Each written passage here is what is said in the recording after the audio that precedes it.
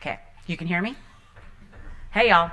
Okay, so I'm Kathy Almy. I'm going to talk to you. Oh, I should hit start on the timer. Always good, always good. I'm going to talk to you about Transitional Math, which are 12th grade courses in the state of Illinois, how we're doing them. And it's more than just taking intermediate algebra from a college and offering it in a high school. There's a very specific way we're going about them, and it's a little different than some states are doing. And we've learned a lot, and there's some things that are very promising that I want you to learn about. So basically, my role as the director of Transitional Math is I lead this I'm the person that makes it happen. I'm the boots on the ground person that after the policy, I came in after the law was passed, we'll talk about that in a second, and now it's like, now what? How do we make it happen? Okay, so here's the problem, which I think we're all familiar with. We've got too many high school students that are graduating and going straight into remediation, and that's going to reduce the chances of them graduating. And in Illinois, and as we heard in some other states, it's because students may skip a fourth year of math, but also it's because we have so many great options for our strong students, that top quarter in terms of dual credit and AP, but what about our middle 50%? We do not have a lot of great options for them. And I work with a lot of high schools, there's 700 in Illinois, and many of them say, we have pre-calc and calc, and that's it, that's all we have. So if you're not ready for those, what do you take? When students come to colleges, traditional placement tests are still the norm because we're not using multiple measures and specifically high school GPA broadly. It's definitely getting momentum, but it's not the norm. Accepting a high school grade for a course is still not necessarily something our colleges are comfortable with. And we all see this. My background, I taught high school, but I also taught 20 years as a college, community college math faculty member. And if you've taught college, you know this, and you've taught high school too. A lot of times students just aren't ready for the rigors that they're going to see in college. So, and the other thing is, and I've heard many people talk about this today, and I think you know this, which is why I think this event is so amazing and the potential that it has. There is such a disconnect between secondary and post-secondary. We are so siloed. And it's that way. It doesn't matter if you're talking at a school level, administrative level, or agency level. It is very, very, very separate in most states. And so we're not aligning in terms of practice or philosophy, and it does have a big impact. So I've been a part of developmental math reform for over a decade, and a lot of the reforms that have been really popular so I want to show you these first ones, are things like emporiums that are self-paced instruction using computers. Co-requisites are definitely an amazing reform that's really taken off in terms of popularity. Multiple measures placement. All of these are structural reforms that you will see policy leaders and administrators get behind because they don't require much knowledge of math to be able to do. A little bit, but not tons, okay? Then there's other reforms, and these are the kinds of things that I worked with. I met Dana Center, people have done the great folks there 10 years ago when I was working on the QuantWay initiative, and I started working on a course similar to that called Math Literacy, and it was the idea of having a non-STEM developmental course for students so they don't have to take so much remediation, say if they're going to statistics. That's a great reform. That's bottom up, that's faculty, and that's change in terms of content. But you need both. That's the reality. If you're going to make this happen on scale, you need both. So TM stands for Transitional Math, and that's what I'm going to talk to you about today. And the reason that it's working in our state is because we do have both. We made structural changes and policy changes, especially in terms of placement, but we're also changing content. So it's not just the same old that we've been offering forever. We specifically designed an experience for seniors to give them what they need on a lot of levels. So this is the law. It's the Post-Secondary and Workforce Readiness Act called the PWR Act. I've got the link there, and I know the slides are going to be available, but if you just want to know more about the PWR Act, this is our comprehensive approach, and it's probably one of the reasons why Illinois doesn't have a team here, because we have a law. And that's... I will tell you, as a local control state, that was super controversial and not something people like. People are used to doing what they want in Illinois institutions all over the place, but definitely educational ones. So there's all these different components of it, but the one thing I want you to see is the part that I work on is the mandate. The other ones are wonderful things to help improve the transition from secondary to post-secondary. Transitional math, That's a requirement. So all 700 high schools have to, within the next 3 years, have a transitional math pathway. I'm going to show you the options, or they have to opt out. And the law says to opt out, you have to have a resolution by your school board saying that it costs more to offer this than what your students gain from it. Or as my boss says, you have to be willing to get up in front of your school board and say, we don't care about students in college. And so we are not going to have many opt-outs. We're going to have about 700 schools doing this, and we have over 200 that are going to be doing it this fall, and we've already had well over 100 in this past year who we've got some early adopters, okay? So when we're talking scale, and we have the third largest, I believe, community college system in the United States with 48 community colleges, it's massive, absolutely massive, which is why I'm just tired, y'all. I'm just tired. Okay, so here's our goal. We want to reduce remediation. The way we do it is during junior year, we're going to use multiple measures for all juniors and determine, we have a common definition that we came up with, if they are college ready, if they're projected to be ready. And if they are, great, get them into AP, dual credit, something higher level their senior year. If they're not, get them into transitional math, specifically one of these new transitional math courses. And we're going to address both their math and their college readiness during their senior year. But here's the catch. Here's the big, it's not the catch, it's the biggest benefit. They get guaranteed placement at every Illinois community college and any university that'll accept it, that we say, please, please, please, and sometimes they accept. And so far, we've got about 7 universities, 4 of which they're public, are interested in accepting this placement. So this is huge. It's not just better preparation, it's they get something for it afterwards, okay? So the idea is we've got students hitting the ground running, starting a college level coursework with the preparation they need, and that's gonna better give them a chance to actually complete whatever they wanna complete, degree, certificate, whatever it is. So this is our flow chart, and these are the 3 pathways. So this is a STEM, non-STEM, technical math approach, and high schools are asked to pick one of these pathways and implement it. They don't have to implement all 3. All of these are supposed to be highly contextualized. That's how the law was written, and that's why when I saw the law, I was like, oh, this is amazing. It's like, oh, they got it right. So it's supposed to be highly contextualized. There is algebra, but these are not just traditional algebra courses.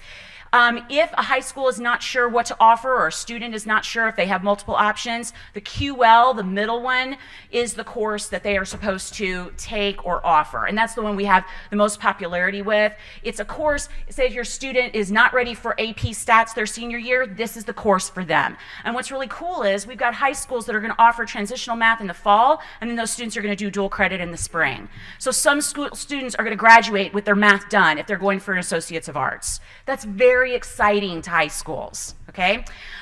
There's tremendous rigor. So there's none of this, oh, the tech math, that's the watered down one. No, they're all rigorous, they're all challenging. So I want you to see, this is actually a problem from tech math. We are contextualizing this curriculum for a senior, the 17-year-old who probably doesn't like math, and in a year, by law, is going to be an adult, and they're going to be a citizen, they're going to be an employee, and at some point they're going to take some college courses, because the vast majority of employers in the US require something past high school, even if it's not a degree. They require coursework. So this is the kind of problems we want to give them. Something that allows them to get a taste of what their field is going to be, but is rigorous and requires something of them. And research says when you do this with students, it engages them. And any of us that have taught non-STEM pathways courses like this at the college level know this works, because courses like this have been around for almost a decade at the college level.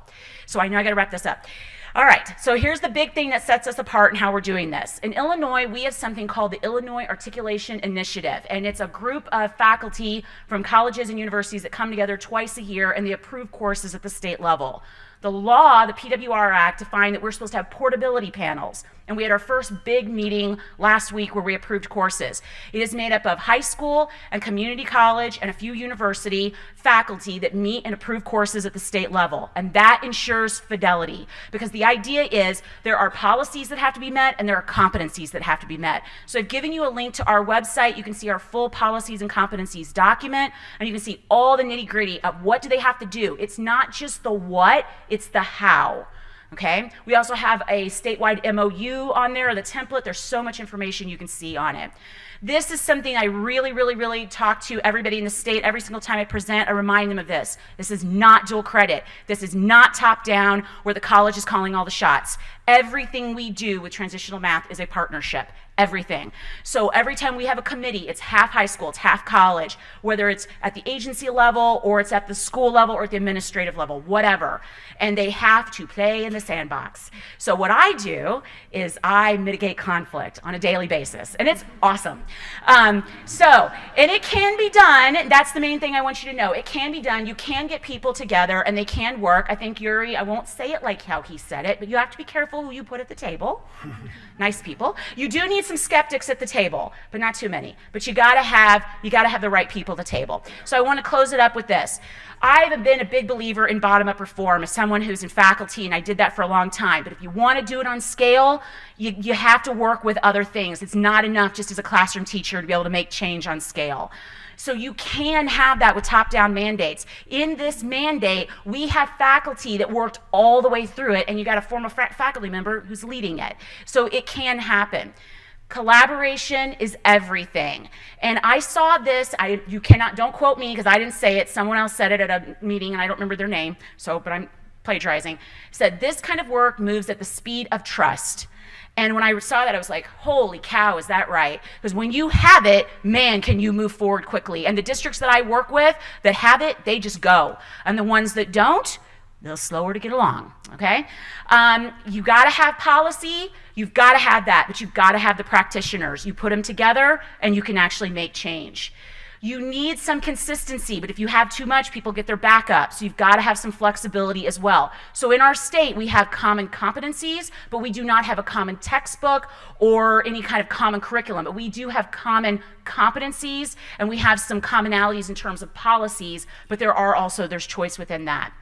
This does not compete with other reforms. It supports guided pathways and co-requisites and multiple measures. All those wonderful things that are happening, it just aligns with them and supports them to create a better system that works to solve, helps a lot of students.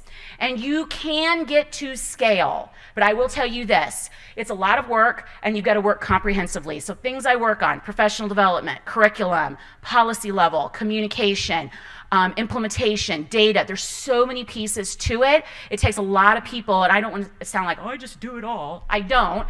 I'm managing it all, but I got lots of people that I work with because it takes a lot of people to make it happen. So that's our website. This is my email. If you have questions or you want to reach out to me or you're looking for some ideas, shoot me an email. I'd be happy to talk to you. Thank you.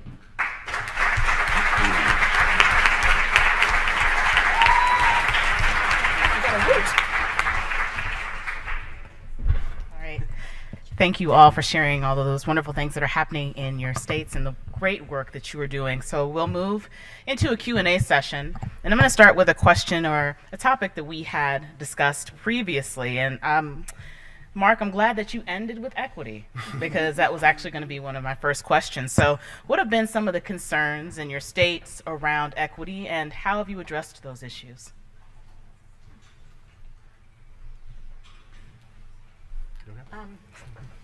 Well, is this on? Is this on? It's on. Yeah, okay. I wanted to say that I think math pathways, the work on math pathways has attended to equity in some ways. The challenge with math pathways is when the question comes up, well, how do you have math pathways without tracking students? And it's complicated. In the state of California, I think the folks implementing pathways have said correctly that, well, but the traditional system isn't working, and having these new pathways is better because students effectively are already being tracked out of education with the traditional pathways, which is true. And the new math pathways that are being developed are not intended to track students. At the same time, I'm concerned that the potential exists for them to be implemented in ways that are tracking students. And I think that it's important to be attentive to that or it might be more likely to happen. I think several things are key. One is messaging about the pathways. Another is that the pathways are not just, that the pathways are truly rigorous and lead to future college opportunity. But they also, even if they are, they also need to not be perceived as inferior, and these are challenges. And another challenge is, I hear often, sort of anecdotally, but a faculty member will say, well, you know, the statistics pathway, that's for students who didn't do well in high school, for example. And if that's the messaging, or if that's what people are saying to themselves, then that isn't going to really achieve the goal of equity. So I think it requires a lot of intention. And the other piece is around authentic. Pathways are supposed to be chosen, but how can students have authentic choice and really have agency if, as we've learned, there are a lot of challenges with students developing positive math identity. So I think at every stage of the way we need to be attentive to this. We need to also make sure if a student is in a stats pathway who later determines they want to go into a STEM field, that there's a way for them to do that. And I think the research community needs to look at this. My organization is going to be starting a little bit of research and developing a research agenda around how we do look at equity in math pathways, not to criticize math pathways, but to support and reinforce the role of equity in them. Sorry for a long answer, but I've been thinking about it a lot. No, that's fine. Is this on? Hello? Maybe. Sure. Okay, it's on. I think our first step in Ohio has really been spending a lot of time looking at disaggregated data to see what the problem is. And it's clearly, as you would imagine, a problem. So I think we've got some ideas and we're starting to do some things. And now that we have a baseline of data, we maybe will see if we're being successful. So we're looking into different types of placement measures. We're hoping that that will help us in certain ways. I know, for example, one of the things to prevent tracking is in the work that the faculty members are doing on the transition course. What they specifically chose for a transition course is a course that's based on quantitative reasoning, but includes the concepts that students would need if they were going to continue on to a STEM-based path, or if they were going to continue in quantitative reasoning, or if they were going to continue into stats, with the idea that just making them stronger quantitative thinkers, getting them more comfortable with mathematics, is going to help. So again, we don't have the answers yet. We're trying some different things. We're going to continue to watch the data, and hopefully we'll find out what some of the successes are. Definitely equity is something that we're talking about in Illinois. I've noticed, I mean, we've been so wrapped up with proposed legislation. We actually have proposed legislation right now for mandating co-recs, mandating multiple measures placement. Basically, once we got the PWR Act, it's like the floodgates just opened. But now all the policy work is coming, the conversations are coming back to, but are we serving all of our students? And looking at disaggregated data, we're not, and we know that, and it needs a tremendous amount of work. We are hoping that the different components of the PWR Act are going to help in transitional math, and I think it's because one of the things we're hoping is because every student in the state of Illinois will have that opportunity, and right now only the wealthier districts are doing something like that in our state. And opportunities like dual credit, a lot of the rural districts don't have those opportunities, but this is going to give students a chance. Maybe they can't do dual credit, but they're going to go right into college level math, and it only relies on their current staffing instead of having a dual credit qualified teacher. So we have a lot of work to do, but I'm encouraged with what is going to come, but we're just going to have to continue to look at the data. And I think I would agree with the statements about not being careful not to have a lesser pathway, student choice. I think one additional thought I would add is just the importance of talking with people and getting out in the field, because I think it's those relationships we build, listening to those concerns. I think those table conversations we had were really powerful. And framing the conversation around content and not courses is really important. So let's have a conversation I want to have all our students to be, have their hopes and dreams and have the flexibility, but tell me what do we need? What content and we have those kind of conversations. I think what seems to be the result of these, we've had 6-hour facilitated conversations around this content, and we come to very similar conclusions. It's not a huge list that we all want for our students. And so when people see that smaller list, it's really encouraging. It's like, I think we could create high quality courses around this content that we would all see value in. So don't underestimate the power of just putting people around the table and talking with each other. Are there any questions from the audience? Yes, right here in the black. So I have a question. So I agree pathways are great. I come from a community college. We have pathways. I worry, however, that pathways at the high school level will start to restrict students from the degrees that they may want to pursue later on. How do you answer that concern? I'd like to answer that. This is the number one thing, is I've been working on pathways for a decade, and the number one question is, what if they change their major? And we don't see a ton of poets becoming engineers. I don't know if anybody's going into poetry, but anyway. But what we do see, because I see this all the time, is people finding hidden prereqs that they did not realize they had, and so they're maybe not even changing their major, but they find that they need college algebra, and that's on the STEM path. And so what do? So the main thing that I think is absolutely essential is, like the one thing I talked about, transitional math. Yeah, it's very exciting, but you have to have a complement of what happens at the college that goes with it. And if you have a co-requisite approach that goes with it, then when that student, say they're in the quantitative literacy pathway and they find out, oh, my nursing degree requires college algebra, they're not going to take 3 semesters to get college algebra because the college has already been working on that. So I think that's key to it, to try to recognize that there's going to be some movement. But I do think that the approach that we've had forever, for 40 years, of let's give everybody the same because that gives so many opportunities, has not led to as much as we want. I do think it's worth having students specialize somewhat, but not too much. And I think the design we're talking about for our upper division courses, that there would be some modular ability for students to take a course. If they choose to take instruction geometry their junior year and decide they want us to take the Algebra 2, college algebra track, there's still room for that in the senior year.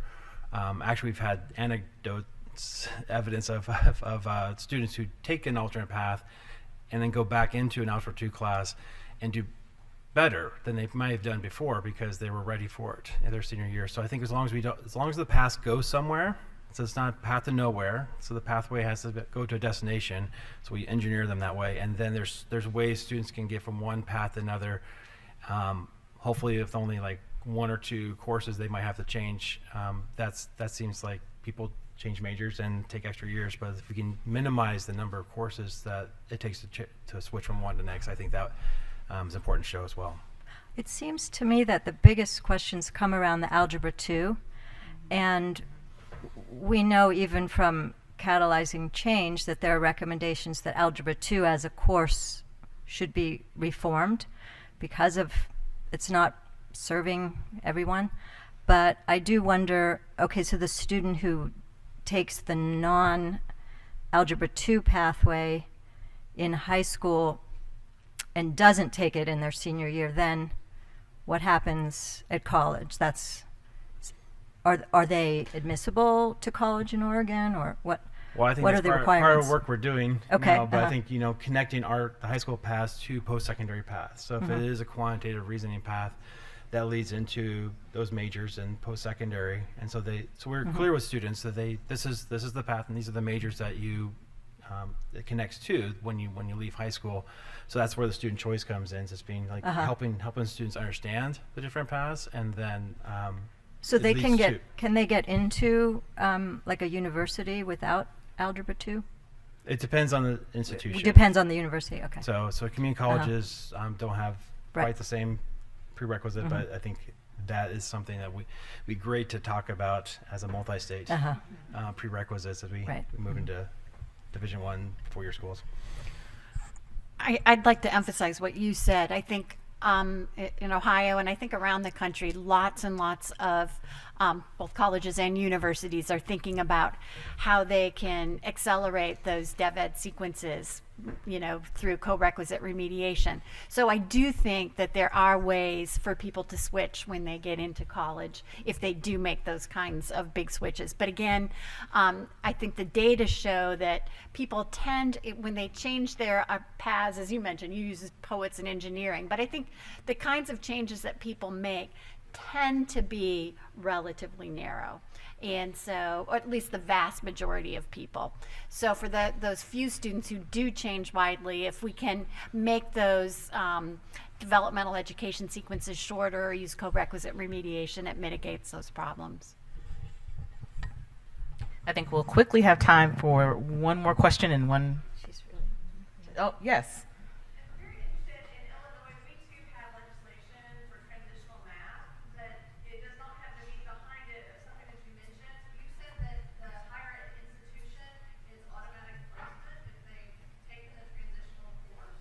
Could you speak a little more to that? The community college is, in the original law, it was written that both all community colleges and public universities would have to accept it, but when the sausage got made, the universities fell out. But all the community colleges have to accept it, and that was a hard pill to swallow for the community colleges. So having faculty at the table, because it's been just a culture shift. They're used to relying on AccuPlacer and the idea of you're going to accept a course. And so we had to really work on the idea that it's not just any course done just any way, that there are checks and balances. And I just hit the highlights. There's a lot more to what we're doing, but there's a lot of checks and balances along the way that have allowed people to relax a little bit. It's like, okay, because if the data comes back poorly, this is one of the things that we built in. If the high school students come to a community college and let's say the 99% of them are passing in the high school and none of them are passing in the college, then that will require them to adjust their memo of understanding. Data will inform future decisions. It's not like just okay, that's all there is. So that has allowed people to get on board because they feel like they're part of the process, and it will have a sound approach. Was it a grade of C or higher? Yes, it's a grade of C or higher. They define C how they want, but it's C or higher. And do you have any data yet to follow that up? Because I know that we were with SREB, so the Southern Regional Education Board, and the follow-up study showed that our students only had an increase of 1 point on the ACT for taking the transitional math course. So I was wondering if other states have had better luck as far as increasing. We haven't been looking, because I've seen that data, we haven't been looking at like how they did in the ACT before or after the course.